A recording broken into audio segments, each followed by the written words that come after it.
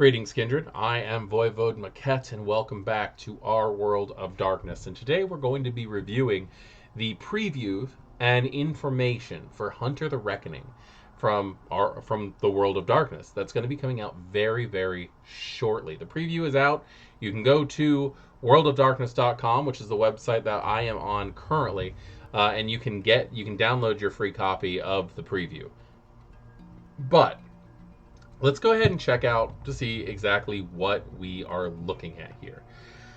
The first thing that pops up on the website here came from June 2nd, 2022, just a few days ago. Development blog for Hunter the Reckoning DIY approach. And this is actually pretty cool. I've read through this already. First off, beautiful artwork as always, World of Darkness, brava. You always make me very interested. This right here is going to go directly into some of the information. We'll go ahead and read this over together. Hunter is all about the DIY ethic, the do-it-yourself. You've learned that supernatural exists. You've committed to doing something yourself, but also with your cellies about it. And you can't go to the orgs because each of them has an ulterior motive that's more important to them than actually hunting monsters. Let's face it, you and your cell are the only ones hunting monsters because the monsters need to go. We've spoken a little bit before about why Hunter undertakes the hunt. Each hunter has a drive, a motivation that urges them into conflict with their quarry. Creeds complement drives. They're the how the hunter go after their targets. Creed in Hunter are a little bit like clans in Vampire or tribes in Werewolves or other distinctions. They're slightly different because they're not precisely part of the World of Darkness in the same way. They're secret societies, online communities, groups meeting in the basement of a local library, in sight bearing confidants in the struggle against the darkness. Creeds are more abstract than clans and tribes, which exist diegetically within the world. They're a way for players to think about their characters. Now, before we move on, we're going to do this whole thing. I want to point out a few things. It says for players, which means this is not supplemental. This is not another Vampire the Masquerade supplement, such as the Second Inquisition, where we got those orgs or organizations that the Reckoning Hunters don't trust. This is for players to play with, not an antagonist book, and I'm excited about that because this is the first non-antagonist book for V5 that we've seen that isn't directly related to vampires in and of themselves. That is, no one in the World of Darkness says, I'm a hunter of the martial creed. Those social structures don't universally exist. There's no formal meetup of the distinctly named Hamburg entrepreneurial creed. However, hunters do definitely recognize and share methods of how they hunt. And you might even find a mentor of similar mindset, tactics, or connections. Creeds suggest a methodology for how hunters go after their quarry. In world, each creed has a number of descriptors for themselves and those of similar ilk. Entrepreneurial hunters sometimes call themselves startups, for example, or hustlers. And inquisitive hunters might see themselves as sleuths or might bring a visionary approach to the hunt. In fact, you'll find that both martial and faithful creeds consider themselves avengers, in opposition of the supernatural. And if you're a long-time Hunter player, familiar with the Legacy Edition, you might recognize a few other similar terms that have found new life in the 5th edition. No doubt, your troop will have its own take on how hunters see themselves. It's your chronicle, so put your spin on it. I'm not going to read everything, but I really wanted to read that because it does explain a lot on what things are. First off, these cells. Cells are your community. They're your group of people. They're your coterie. I do not agree with them using the word creed for these, because the creeds were very much like clans in the old Hunter the Reckoning, and they were a supernatural distinction of who you were.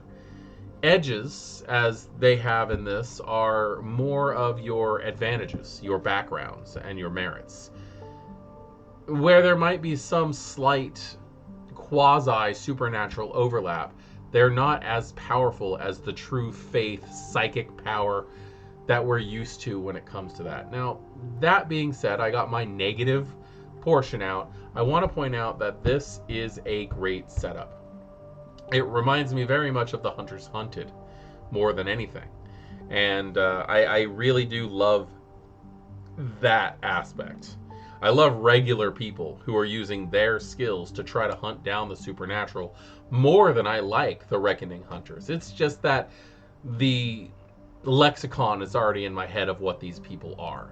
So maybe I'm just old and stuck in my ways, which is kind of what happens. Now, they do give us the 5 for fighting. 5 for fighting. The Hunter the Reckoning presents 5 flexible creeds for players. I don't know if this is going to be all of the creeds that are going to be released in a couple days when the book comes out, but this does give you a very good overview on what you're looking at. The entrepreneurials use bold innovations and experimental approaches to hunt. The faithful operate with higher power and divinity-informed worldview.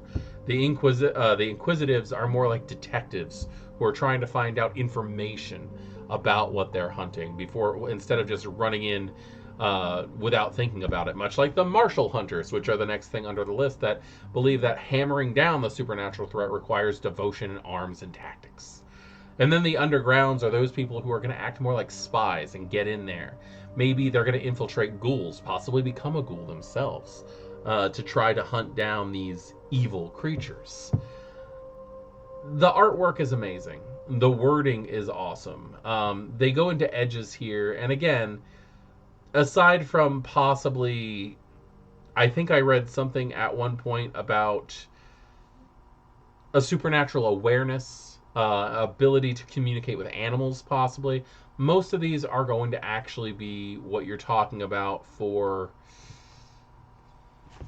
I guess the best way of putting it would be using your contacts and your advantages to hunt more than anything else. And then there's also the fact that edges are not specific on your creed in this, which in the old days it was very much like the way that disciplines worked for vampires and clans, or the way that gifts worked for werewolves and tribes. This allows you to step outside of that and customize your character in a more thorough and detailed way than we ever got before, and I do appreciate that. Moving on out of this, we've got the sneak peek for the character sheet, which unfortunately isn't much, but I want to go through it because I don't think the character sheet is 100% done. These go into great things, and to look at the character sheet, it's right here. So we have here the Hunter the Reckoning. It's got your names, your cells, your drives, your concepts, your ambitions, your creed, your desires, and your redemption. I'm not sure what redemption is yet. I'm very curious to find that out. We have your attributes, just like your standard vampire character sheet. You got your health, which I'm assuming is going to end up being stamina +3, much like a regular vampire. Your composure and resolve is most likely going to make out your willpower, but I have no idea what despair is yet. Maybe we'll find that out together. You can download and utilize this character sheet for free. Now, one thing that I really do appreciate about this whole thing is the fact that the hunt activity by ratio pie chart that we get. I love pie charts. I love charts. I think that it's a good way to figure things out. It shows you what the ratio of activity for hunters is actually going to be. The majority of your entire thing, about 75% of your work, is going to be to figure out who the quarry is and what they want. This is information gathering, occult research, and proving out theories and planning. Followed by that, you're going to have to figure out how to deal with the query. More occult research into weaknesses, habits, what their quarry might bring to bear. So this is where you find out what a werewolf is capable of before you fight it, what a vampire is capable of before you find a way to block whatever resources they're doing, or how you actually plan on fighting that. And then there's the actual dealing with the quarry. I love this. I think this is a great, cool way of looking at things, and it really can make things a lot of fun. If we go into this little area right here, which is the Hunter the Reckoning 5th edition preview, which is what we really want to look, it says that the Hunter the Reckoning 5th edition is approaching fast, with its writing, editing, and proofreading all wrapped up, as now it's on its way to printing and distribution. We thought it's a great moment to share the exclusive sneak peek of what we've been working on for the past few months. The newly released core book preview PDF is free to download from the account section on our website. Simply log in and click to download. It contains the book cover, a call to action introduction, what Hunter the Reckoning is about, and who are the hunters. Inquisitive Creed, with the personality tactics, dangers, and archetypes. An example creed for those who want to play knowledge-seeking, occult-savvy, and curious hunters. That's actually kind of fun for my game right now. Thicker Than Water. We're doing Thicker Than Water Black Sheep, and one of the players is actually like a YouTube ghost hunter. And that person would fall underneath this if they had chosen a hunting character instead of a vampire. With Beast Whisperer perks and edge for those who want their hunter to have trusted animal companion and more. This is going to be like animalism for hunters. I'm actually kind of curious how this is going to work. Then we also have La Celestina, the Bloody Mannequin, example antagonist to use in your Hunter Chronicle. I cannot wait to see that, because that's probably going to end up being some kind of probably a wraith inhabiting a mannequin. I'm not really sure. I haven't seen it yet. I'm really looking forward to it. And if you have not had a chance to see it yet, I highly suggest check out If You Ever See This Outside, Don't Go Inside. It's a Hunter the Reckoning creepypasta, and I'm pretty sure it's hosted by Huddy, who is just an amazing storyteller. I'm going to share this directly to the Thicker Than Water Facebook page, just to get everybody on there. Probably going to share it to our Discord also, just because it's such a great story and it's so creepy. I love the fact that they actually wrote a creepypasta for a preview of this game. And I guess that is what we are going to have until we actually take a look at this preview. I think we already checked all this stuff. This is what was coming out before. But let's go ahead and let's get into this book preview. All right, here we go. Is this the cover? Let's go ahead and make this nice and big so we can take a look at everything. This is the Core Book preview. Paradox Interactive. All right, call to action. Some among the human throng find the mettle to stand against the creatures of the night. Hunter the Reckoning is a storytelling game about those people and the desperate measures they employ to emancipate themselves from the evils of the supernatural. It's a dangerous path, but it's a righteous path. The hunters of Hunter the Reckoning are driven personally and extremely to pursue the monstrous creatures that prowl the night. The hunter's calling is to prevent monsters from harming the world. The player's call to action is prompted by evocative utterances such as defy the darkness, no one's prey, and reclaim the night. The game's sobriquet itself, The Reckoning, indicates an urgency, a desire to challenge the way things are and escape the clutches of the supernatural, and to exact retribution. The time for monsters to act without consequences is over, because you're going to do something about it. Hunters form their own cells with other hunters for protection and advantage in numbers, hopefully. Think of cells as hunter startups. The player characters bring specialized edges into their own unique cells, which are likely cosmopolitan in makeup, with hunters from a variety of ideologies known as creeds. Creeds shape how the hunters approach their supernatural quarry, from the outlook they suppose to the tools they provide. As well, they provide a social component to what might otherwise be a bleak, lonely road.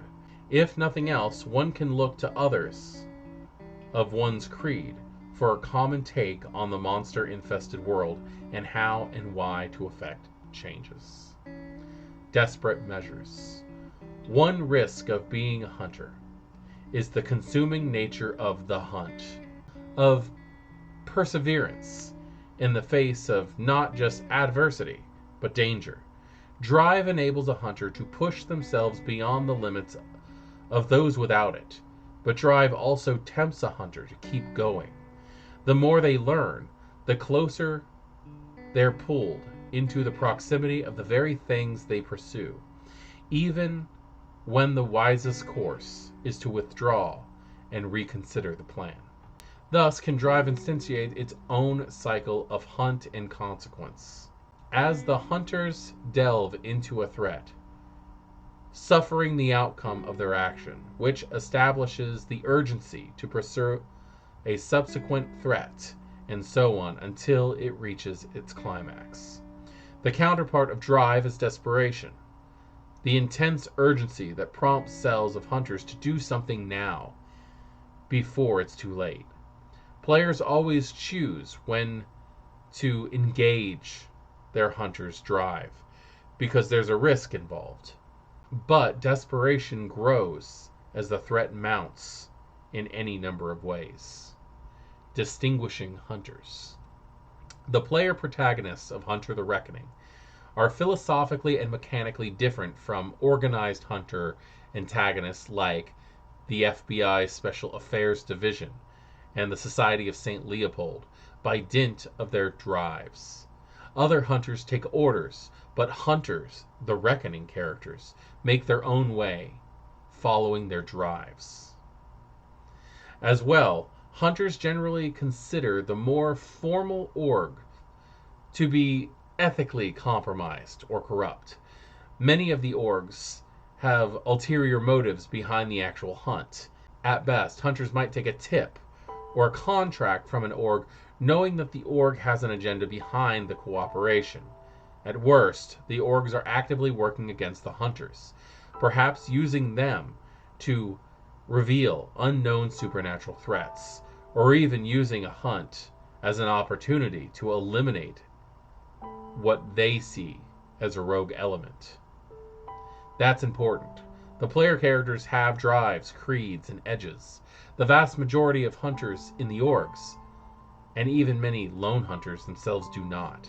The ultimate hunter intention in this regard is to get shit done.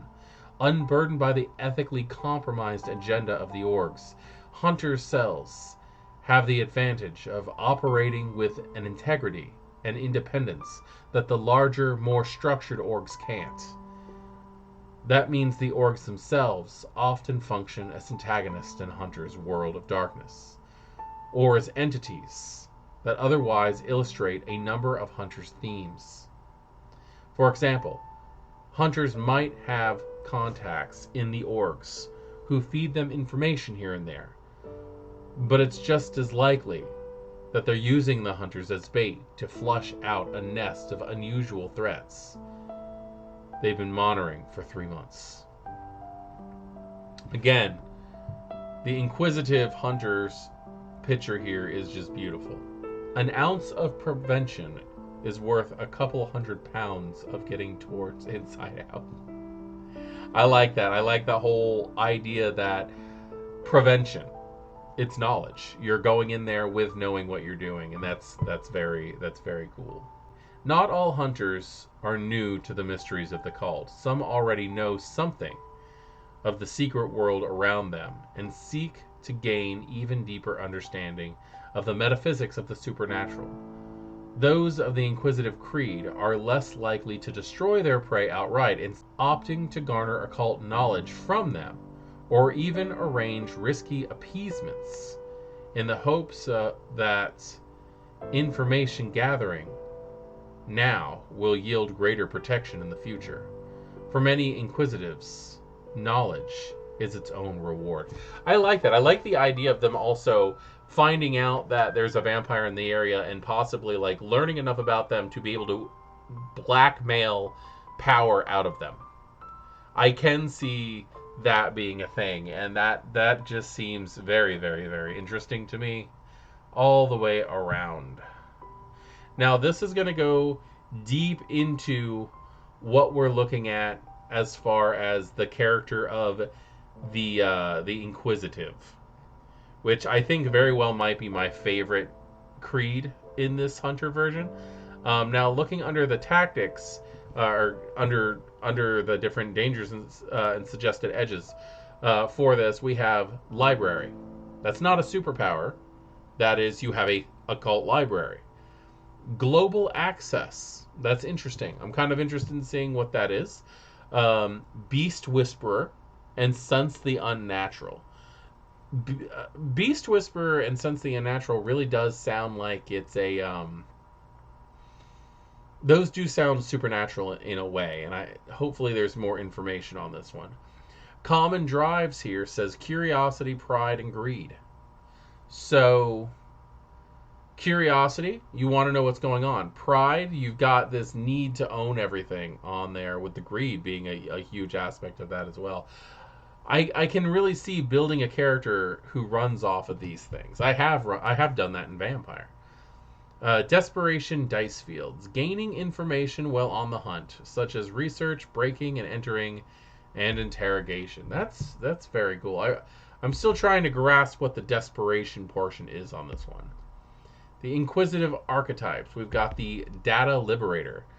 On a lark, the Data Liberator bought a dump of Tokyo Bank's user information and dug into it for the lols, and then found some eyebrow-raising entries.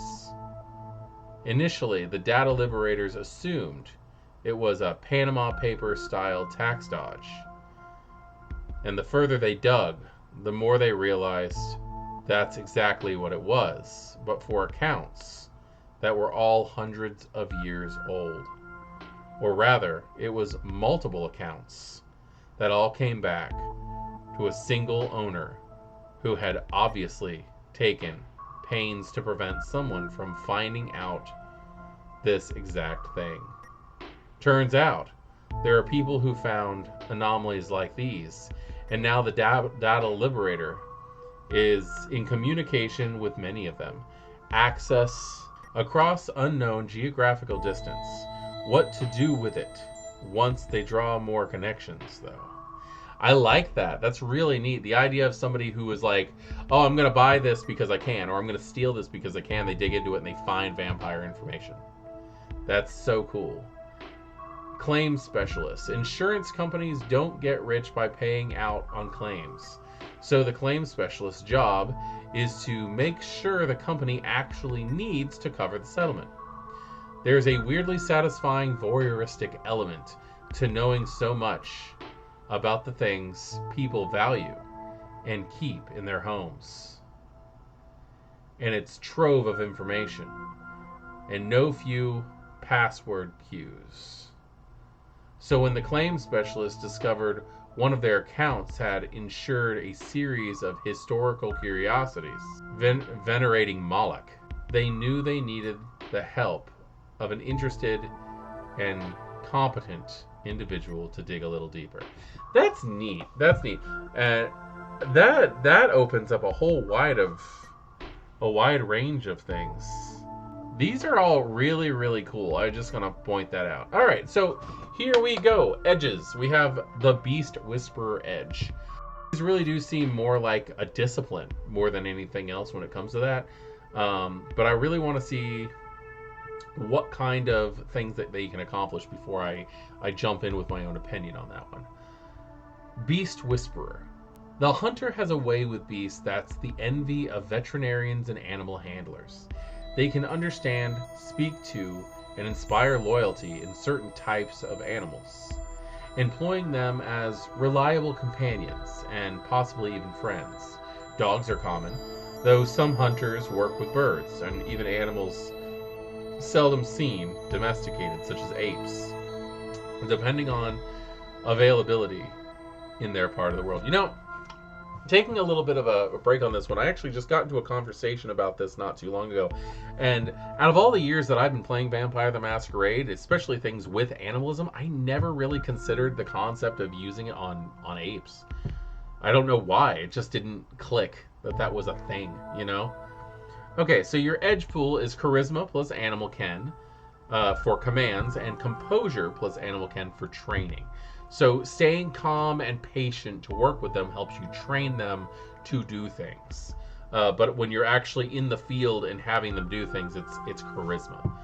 System. The system states, I feel like I'm doing a level by level here. On acquiring this edge, the hunter must choose one type of animal and which key action pools it possesses. The storyteller is the final arbitrator. The animal is considered utterly loyal and will accompany the hunter into practically any situation should the hunter desire. They will obey simple commands such as stay, attack, or hide, though commands that put it or the hunter in danger require the win of a Charisma plus Animal Ken test at a difficulty of 4. The hunter is considered to have several similar animals ready for final training. So if one dies, they can quickly train another to take its place by spending the equivalent of a scene and the same amount of downtime to succeed on a Composure plus Animal Ken test, difficulty of 4. Okay, so this is effectively Bon Famulus. This is animalism when it comes to that. That's pretty darn cool. It doesn't give the animal any special powers, though. It just makes it so that you have one animal that always listens to you and that you can always bring another one in if something dies. So that's pretty interesting. Incorruptible. Through conditioning, medication, or unwavering loyalty, the animal is immune to supernatural powers that would otherwise sway it from its master's side. So if, in example, a vampire tried to use animalism to force it to attack its master, it would be immune to that kind of thing. The animal could probably still talk to the vampire or the werewolf or whoever's trying to mess with it, but they can't be corrupted. Menagerie. The hunter can choose another animal type and add it to the available pool of animals they have available. Bringing more than one animal into the field is likely to attract increasing attention, though so few hunters bring more than one animal at a time. So you have access to multiple animals. That's interesting. So it's like having double Bon Famulus, but they don't have disciplines, they don't have powers. Complex commands.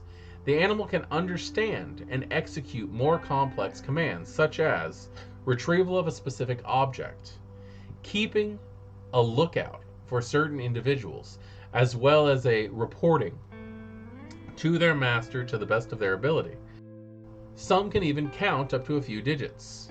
Charisma plus Animal Ken is used to give complex commands, difficulty depending on the complexity, while Intelligence plus Animal Ken is used to understand the animal. That's interesting. And the counting thing actually pops into mind, the idea of those horses who will like count by stepping down and stuff. So that's very neat that you have an animal that can understand specifics. Now, I'm a pretty darn good keeper as far as animals go, but I could not look at my dog and tell him, hey, I need you to bring me 6 sticks of this size and bring it over here, where complex commands could actually be used for that kind of thing. Then there's incognito. The animal can masterfully stay out of sight, hiding just out of observation range or blending in for practically any situation. Unless someone looks for it, they will not know it's there. The storyteller is the judge on which animals can possibly employ this ability. It is unlikely that a horse would remain undetected in an office, for example, but a dog could hide under a desk. They could take cover.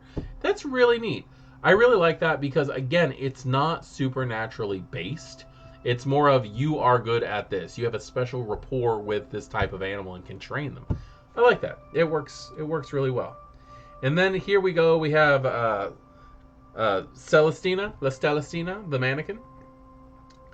I'm just very interested in what this is supposed to be because like this is very neat artwork here. Anyone who has ever visited Mexico City has been cautioned against wandering in the Colonia Roma district after midnight. Sure, tourists hear the same things about many of the barrios there. And I'm awful with other languages, so if I butcher anything, I apologize. And to the uninitiated, it's hard to imagine why the quiet street of La Roma deserves such caution. It's exciting to revel in the historic neighborhood, apparent peace and solitude, but all it takes is to walk in the vicinity late at night and you'll feel it, the chill. The locals will shake their heads immediately, identifying you as a clueless foreigner, if they hadn't already. Go around it, they'll tell you, just stay away. If you see someone standing there alone in the middle of the night, por el amor de Dios, don't look away. Walk backwards if you have to. 9 times out of 10, people ignore these warnings without consequence, making them seem like bearless superstitions or a way to mess with tourists. And 9 times out of 10, they might be just that, especially the second one. But they're not unfounded. Something has been hunting there for decades, appearing periodically over the years to cause a string after string of brutal murders in the area, always leaving victims without their blood, but always with one or more missing body part. It usually hunts the place for a few months before fading into obscurity again, and no one really knows why. Witness reports in these periods of violence are always the same. They describe a silhouette of a woman in the middle of the night, standing eerily still, and in some cases crying, singing, or just calling out for anyone who will hear it. Very few have seen it up close, but multiple accounts call out its unnatural pale complexion. And the thing also apparently has a penchant for wearing pretty dresses. And if the testimonies are any indication, it never wears the same thing twice. Interesting enough, the first sighting that focused on the clothing date back to the 1960s, describing it as a late Parisian fashion. Who would have thought? This thing is so efficient at what it does that almost no one has seen it actively move. At least no one who has lived to describe it. Some of the local urban legends have the victim running away, only to look back to find the creature has moved closer. Its living mannequin shtick has earned it its colloquial name of La Celestina, referencing an old local boutique famous for its fashion, but for its lifelike hand-carved mannequins, which burned down many decades ago. It can't be a literal mannequin, can it? All right, so I don't want to get too far into this because I've already been reading for quite some time.